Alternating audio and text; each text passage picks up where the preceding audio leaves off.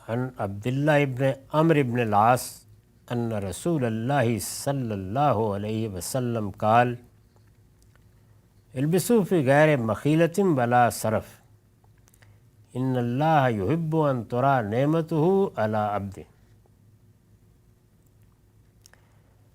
ترجمہ ہے، عبداللہ بن عمر رضی اللہ عنہ سے روایت ہے کہ رسول اللہ صلی اللہ علیہ وسلم نے فرمایا، اچھا لباس پہنو مگر اس میں تکبر یا اسراف نہیں ہونا چاہیے،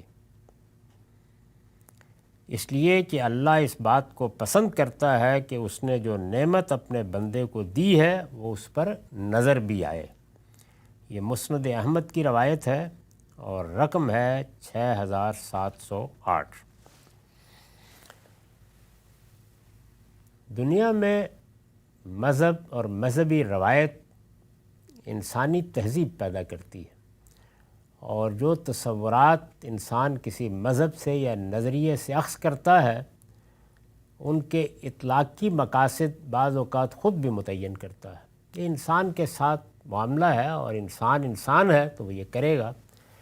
چنانچہ جو دنیا میں بہت سی چیزیں ہیں جن کو ہم رذائل سے تعبیر کرتے ہیں، یعنی اخلاقی لحاظ سے ناپسندیدہ سمجھتے ہیں یا اس قابل نہیں سمجھتے کہ کوئی شریف النفس آدمی ان کو اختیار کرے، اخلاق کے فضائل اور رذائل کا انسان شعور رکھتا ہے، تو بہت سی چیزیں ہیں جن کو رذائل میں سمجھا جاتا ہے۔ ان میں بغض ہے، کینہ ہے، کسی کو نقصان پہنچانے کے داعیات ہیں، اسی طرح تکبر اور بڑائی اور دون کی لینا ہے، اس طرح کی چیزیں ہیں یہ سب۔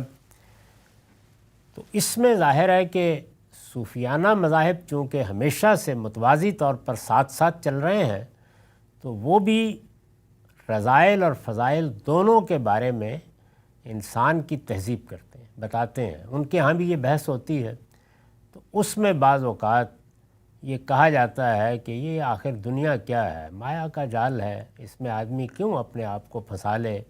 یہاں یہ دیکھنا کہ میرا لباس اچھا ہو اور میری صورت اچھی لگے اور میں باہر جاؤں یا بیٹھوں یا میرا گھر ہو اچھا رہے، میرے شہر اس طرح کے ہوں، تو یہ سب چیزیں تو بس فضول ہیں، ان کی کوئی حیثیت نہیں ہے، ان سے اللہ کی پناہ مانگنی چاہیے۔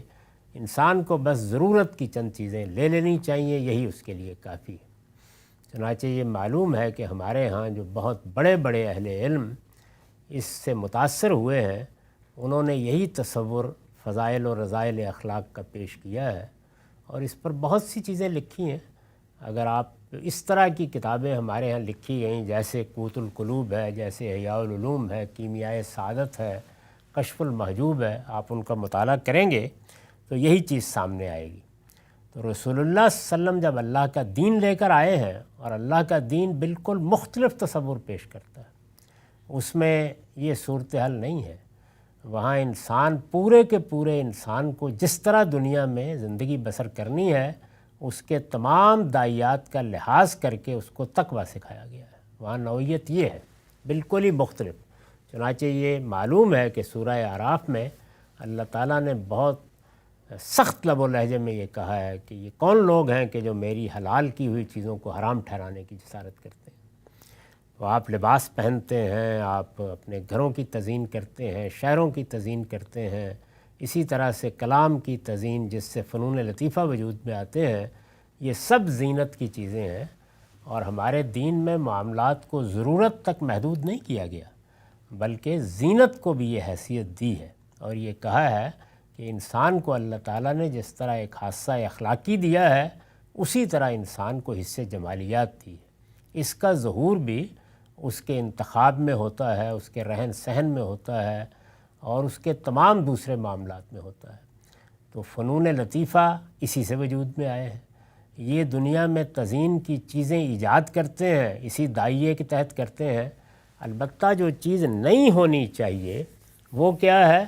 وہ یہ کہ انسان دوسروں کے سامنے متکبر بن کے کھڑا ہو جائے، یعنی وہ اپنی دولت کو یا اپنی حصے جمالیات کے اس اظہار کو یہاں تک نہ رہنے دے، بلکہ اس سے آگے بڑھ کر دوسروں پر دھونس جمانے کا ذریعہ بنائے، ان کو حقیر سمجھے اور اس کی بنیاد پر اپنے آپ کو بڑی چیز سمجھنے لگ جائے۔ تو یہ تکبر ہے۔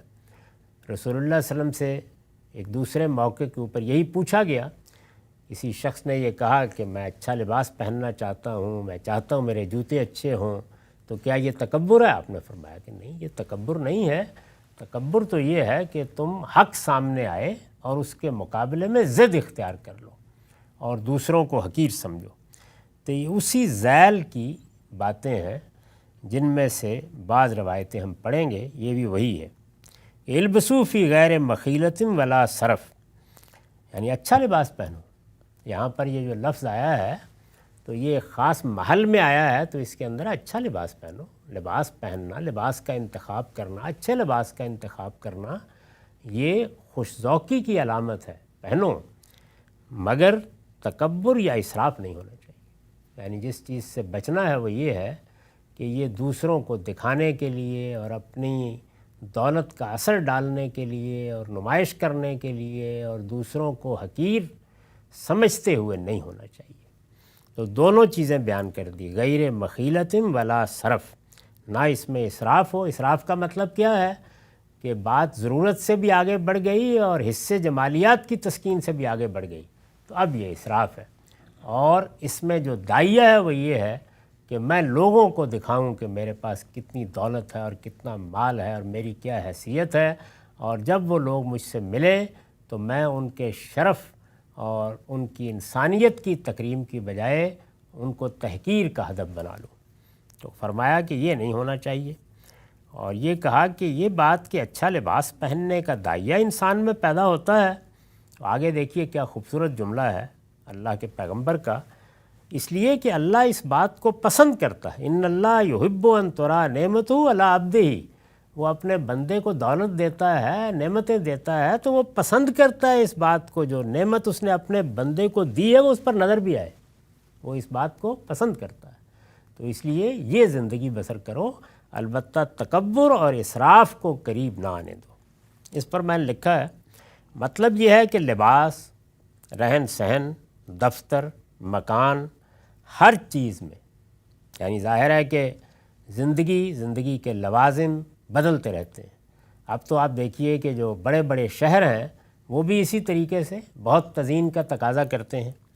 مطلب یہ ہے کہ لباس، رہن سہن، دفتر، مکان، ہر چیز میں اس رفاہیت اور خوشحالی کی جھلک ہو سکتی ہے، بلکہ ہونی چاہیے، جس سے اللہ نے اپنے کسی بندے کو نوازا ہے، وہ اس کی نعمت ہے، وہ آپ کے رہن سہن میں نظر آنی چاہیے۔ صوفیانہ مذاہب کے برخلاف دین حق میں اسی طرز عمل کو پسند کیا گیا ہے، یعنی یہاں یہی چیز ہے جس کو پیش نظر رکھنا چاہیے، لیکن تکبر یا اسراف کے ساتھ نہیں۔